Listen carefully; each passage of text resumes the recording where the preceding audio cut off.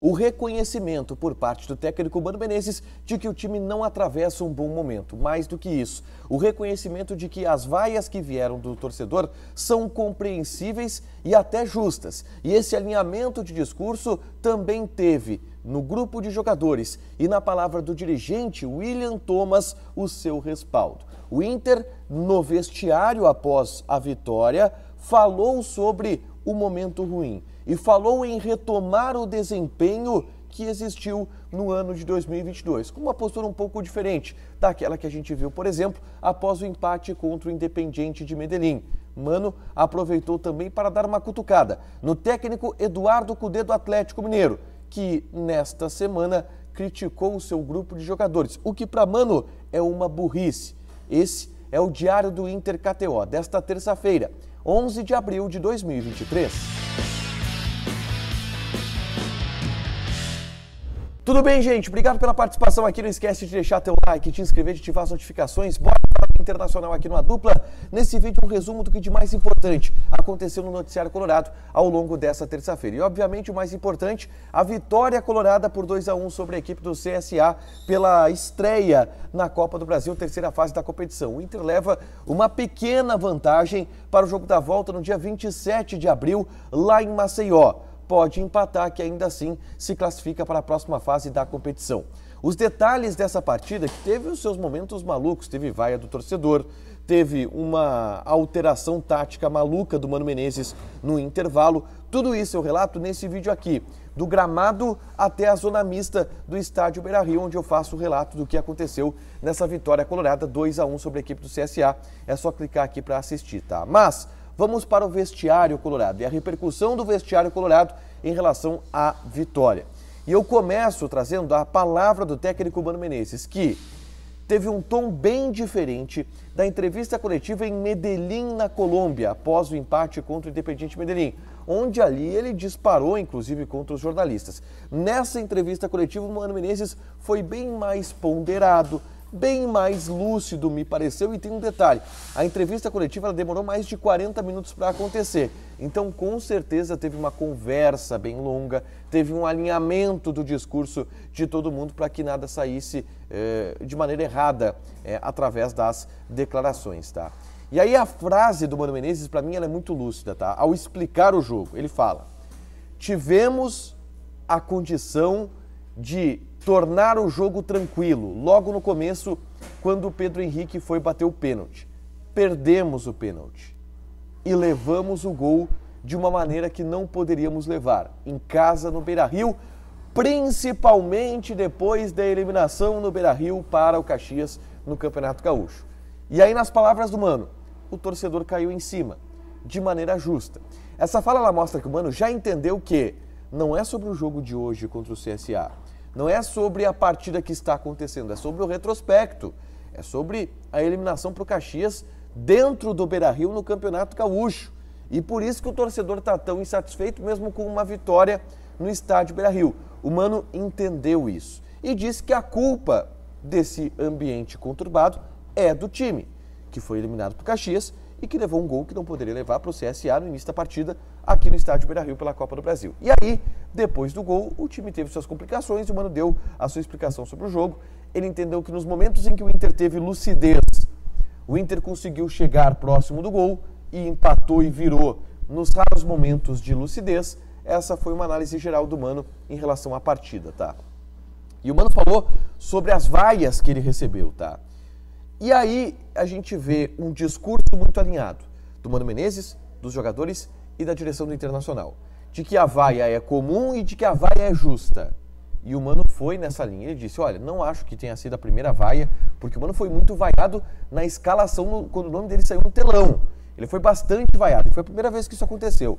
O Mano desconversou, disse: não foi a primeira vez que isso aconteceu aqui, provavelmente, talvez foi a primeira vez com essa intensidade, mas eu já estou acostumado, já passei por vários lugares, tem que ter tranquilidade, o técnico é vaiado, é assim mesmo. O Mano contemporizou as vaias e o discurso do vestiário do Internacional foi de contemporizar as vaias após a vitória sobre a equipe do CSA, tá?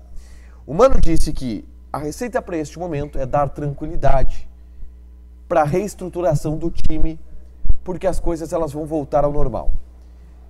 E quando ele diz que as coisas vão voltar ao normal, ele diz, é óbvio que nós faremos algumas alterações na maneira do time jogar.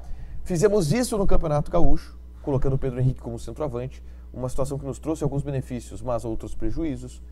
E a gente vai aos poucos ir mudando conforme for necessário.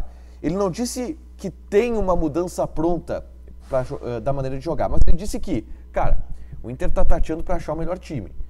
E para achar o melhor time, a gente vai mudar a maneira do time jogar. E foi o que aconteceu nessa terça-feira contra o CSA. Ele mudou drasticamente no intervalo, colocou o René como zagueiro, o Lara como lateral esquerdo, aquela loucura. Ele disse que isso vai acontecer para o Inter encontrar o seu melhor desempenho, tá? E aí, o Mano deu uma cutucada no Eduardo Cudê. Porque ele foi apertado e as perguntas elas foram bem diretas, bem objetivas, bem duras às vezes para o Mano Menezes. Ele foi perguntado sobre o porquê o time não está rendendo, por que o time está rendendo abaixo. E aí, em determinado momento da entrevista coletiva, ele falou, olha, a gente não pode vir aqui e queimar o grupo. Porque isso seria uma burrice, tu perde o grupo. Inclusive, eu vi um treinador muito conhecido por aqui fazer isto.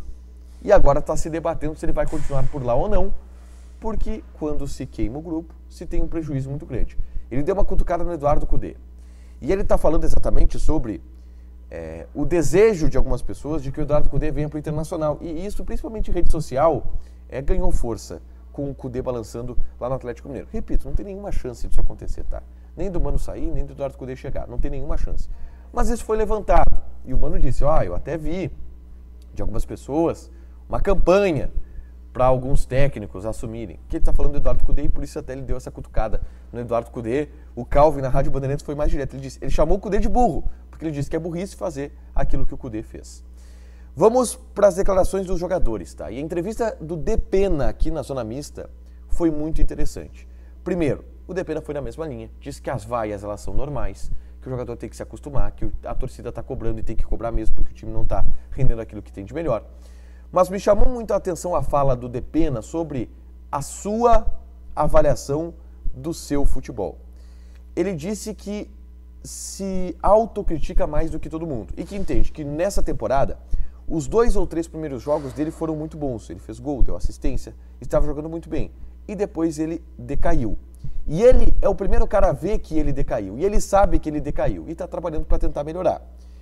O detalhe é que o Depena entendeu, e ele falou isso aqui, que a partida dele contra o CSA foi uma partida que depois de muito tempo ele se sentiu bem. Ele deu uma assistência, o que para ele é importante. E tem um detalhezinho que eu senti do Depena, tá? Ele termina dizendo, nesse jogo eu consegui jogar um pouco mais adiantado, consegui jogar um pouco mais avançado. Mas quando precisar jogar mais recuado, eu jogo também para ajudar a marcar.